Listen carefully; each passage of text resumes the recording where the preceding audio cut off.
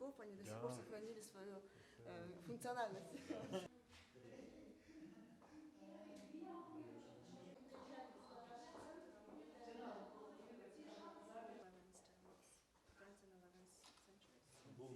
Хранила в земле в таких благоприятных условиях, когда позволили в таком виде.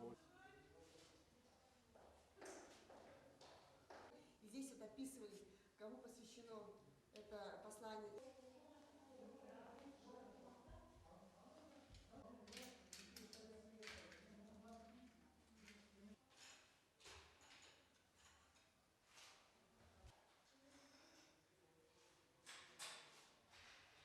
Бұл жер Тұран қоғамдық фондысының имараты болған, 2000 жылдары туристерді тейлеу бағытында салынған қоғамдық фондтың имараты екен.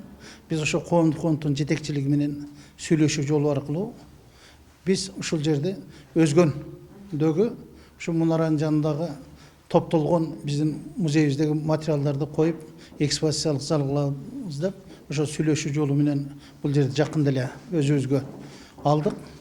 Кудай буйруса, азыр бул жерде ушул өзгө музейинде сакталган экспонаттардын бир 60%-ын бул жерге алып чыктык. Дагы бир 40%-ы ошол сакталуучу жайда сакталып жатат.